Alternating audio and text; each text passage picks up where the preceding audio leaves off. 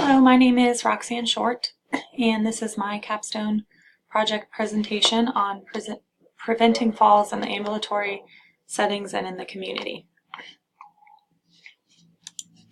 Today our objectives will be that after this presentation you will be able to understand the definition of a fall. You will be able to identify two things that put a person at risk for falls, and you will also recognize three measures to prevent falls.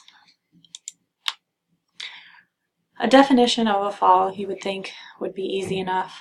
However, there are some gray areas when it comes to falls. You know, if they didn't hit the ground, was it a fall? Or if they fell into a chair, was it a fall? These answers could be yes. So, definition of a fall is coming to rest unintentionally on the ground or lower level, not due to an acute, overwhelming event, like a stroke or fainting, or external event to which any person in general would be susceptible. So the way I like to think of it is if you are going down and you didn't plan to go down, that's a fall. Another example could be, say you're in the changing room and your foot gets stuck in your pants leg and you fall and hit your butt on the floor and you're okay, but you still fell to the ground.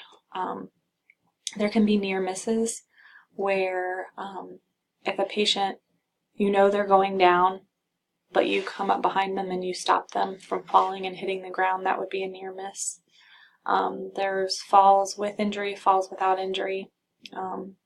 When this information is collected, it's used for benchmarking. Like if your facility wants to know how they rate falls compared to other facilities, these types of categories would be used for benchmarking. Falls with injury can include a minor injury like a cut or a scrape. Major injury would be a bone broken. Different risk factors for falling. Increasing age is definitely a major fall risk. The older you get, the slower your reactions are. Your gait and balance are not as good as they were. If you've fallen in the past, that can also put you at risk for falls, that you're going to fall again. A lot of times if a patient is afraid of falling, that alone can put them at risk for falls because they're so concerned about it, and sometimes they'll overcorrect if they trip. Or certain medications can cause patients to be dizzy or feel lightheaded or maybe have vision problems. That can cause falls. Muscle weakness obviously can be a fall risk.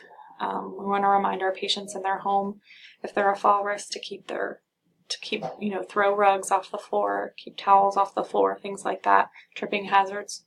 Osteoporosis can also put you at risk for falls, and like I said before, the fear of falling.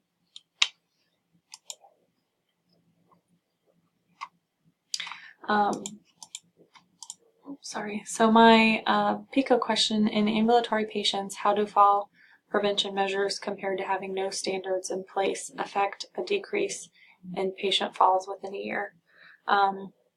When I started this capstone project, I was thinking about the one major thing that could prevent falls, and there really isn't one thing. That's why I believe that a falls committee or a group of people who are dedicated to fall prevention is a really good idea, because that way you can put all the preventions in one place in one meeting and talk about it. For my literature review, I used PubMed. I searched keywords like fall prevention, falls in the community, outpatient falls, ambulatory falls, fall risks, and I searched full text articles in the English language. So some best practices that I came across during my research to prevent falls would be to complete a comprehensive fall risk assessment on your patients. So when they come in, you would sit down and do kind of a little interview on fall their fall risk, and you would have an algorithm. If they had more than 10 questions that were answered yes, then they would be a fall risk, and things like that. Group and home exercises are very beneficial. Physical therapy, just for strengthening and keeping agility. Shoes are a major problem in my facility. In my area, it goes from tile to carpet floor and vice versa in other parts of the facility. And that alone is not causing the falls. It's the grip of the patient's shoes when the floor changes from tile to carpet or vice versa. And also the wax on the tile floors can stick to those croc-like shoes, the foam shoes, and that causes people to fall. Educating staff and your patients on fall prevention awareness. We at my facility send in the itinerary a one-sheet thing to read on how to prevent falls during your visit. We also send out yearly competencies for the staff, all disciplines, on ways to prevent falls. I spoke about this briefly, about the patient's home, not having rugs on the floors, trying to keep clutter to a minimum, and also assessing the need for vitamin D supplementation for those with osteoporosis. In conclusion, there is no one-size-fits-all solution to prevent falling. There is a single main goal that every individual working in the healthcare industry should embrace, and that would be prevention, fall prevention.